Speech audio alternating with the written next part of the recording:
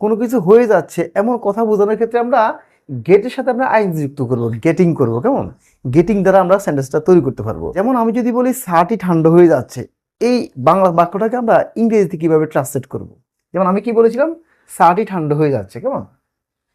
চাটি ঠান্ডা হয়ে যাচ্ছে,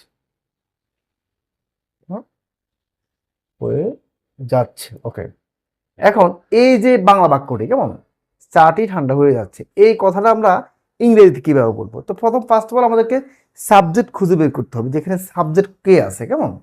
তো আমি আপনাদেরকে আরেকটা বিষয় ক্লিয়ার করি, অনেকেই ইংরেজি থেকে বাংলা থেকে যখন ইংরেজি ট্রান্সলেট করে বা ইংরেজি সেন্টেন্স তৈরি করে, ম্যাক্সিমাম ক্ষেত্রে অনেকেই সাবজেক্ট বের করতে একটু সমস্যায় পড়ে। তো আমি একটু সহজ ট্রিক শিখিয়ে দিচ্ছি যে আপনি কিভাবে সহজেই সাবজেক্ট নির্ণয় করবেন। খুব সহজ একটা কৌশল শিখিয়ে দিচ্ছি, সেটা হচ্ছে আপনি যে ভার্বটা রয়েছে, কেমন, ওই ভার্বটাকে দেখবেন যে ওই ভার্বটার সাথে কে জড়িত রয়েছে। খুব সহজ হিসাব, মানে যে ভার্বটা রয়েছে এই ভার্বটার সাথে মূলত জড়িত কে আছে সেই সাবজেক্ট। যেমন এখানে ঠান্ডা হয়ে যাচ্ছে, কেমন, এই ঠান্ডা হয়ে যাচ্ছে এই কথাটা কার সাথে জড়িত? নিশ্চয়ই চায়ের সাথে।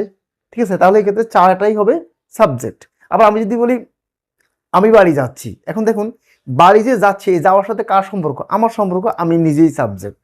তো এই ক্ষেত্রে আপনারা খুব ভালো করে খেয়াল করবেন, যখন দেখবেন যে আপনি এভাবে সাবজেক্ট খুঁজে পান না, মানে কোনো সম্পৃক্ত কিছু খুঁজে পাওয়া যাচ্ছে না, সেক্ষেত্রে বুঝে নেবেন যে এখানে কোনো সাবজেক্ট নেই। সেক্ষেত্রে আপনারা ইটকে সাবজেক্ট হিসেবে ব্যবহার করবেন। ঠিক আছে, এক্ষেত্রে আমি আরো কয়েকটা সেন্টেন্স দিলে আপনারা ভালো করে বুঝতে পারবেন। ওকে, তাহলে আমরা খুঁজে পেলাম কি সাবজেক্টকে, এই চাটি সাবজেক্ট। কেমন? চাটি ইংরেজি টি এর জন্য আমরা দি আর্টিকেলকে ব্যবহার করবো, যেহেতু এখানে টি দ্বারা নির্দিষ্ট করে বোঝানো হচ্ছে, সেজন্য আমরা ব্যবহার করবো দ্য টি।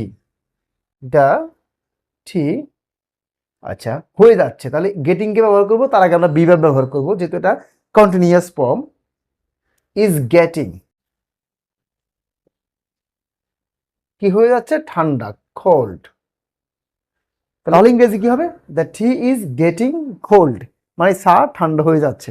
ওকে, আচ্ছা, এবার আমি যদি বলি সকাল হয়ে যাচ্ছে, সকাল হয়ে যাচ্ছে, তাহলে হয়ে যাচ্ছে বোঝাতেই আমরা কিন্তু গেটিংকে ব্যবহার করব। ঠিক আছে, সকাল হয়ে যাচ্ছে। এখন দেখুন সকাল হয়ে যাচ্ছে এর সাথে কোনো সাবজেক্টের কিন্তু কোনো সম্পর্ক নেই, মানে আমি এখানে কোনো কিন্তু সাবজেক্ট খুঁজে পাচ্ছি না। আপনি নিজেই একটু চিন্তা করে দেখুন, সকাল হয়ে যাচ্ছে এর সাথে কিন্তু কোনো সাবজেক্টের কি নেই, সম্পর্ক নাই।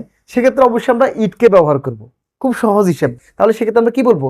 ইট ইজ গেটিং মর্নিং, সকাল হয়ে যাচ্ছে, ইট ইজ গেটিং মর্নিং। এবার আমি যদি বলি অন্ধকার হয়ে যাচ্ছে, এটা ইংরেজি কি হবে? It is getting dark, it is getting dark, অন্ধকার হয়ে যাচ্ছে। কেমন? এবার রাত হয়ে যাচ্ছে, এটা ইংরেজি কি হবে? It is getting night, it is getting night, রাত হয়ে যাচ্ছে। আচ্ছা, দেরি হয়ে যাচ্ছে, এটা ইংরেজি কি হবে? দেখুন দেরি হয়ে যাচ্ছে, এখানেও কিন্তু কোনো সাবজেক্টের ভূমিকা নেই। তাহলে আমরা কি ব্যবহার করব? ইটকে সাবজেক্ট হিসেবে ব্যবহার করব। ঠিক আছে, আমরা বলবো ইট ইজ গেটিং লেট, দেরি হয়ে যাচ্ছে, ইট ইজ গেটিং লেট। তাহলে কোনো কিছু হয়ে যাচ্ছে এমন কথা বলার ক্ষেত্রে আমরা কাকে ব্যবহার করব? গেটিং কে ব্যবহার করব। তার আগে আমরা বি ভার্ব ব্যবহার করব। তো এই ক্ষেত্রে আপনারা কিভাবে সেন্টেন্স তৈরি করবেন আশা করি বুঝতে পেরেছেন। তো আপনারা বেশি বেশি প্র্যাকটিস করুন এবং সেন্টেন্স মেকিং করে কমেন্টে জানান। ধন্যবাদ সবাইকে। আসসালামু আলাইকুম ওয়া রাহমাতুল্লাহ।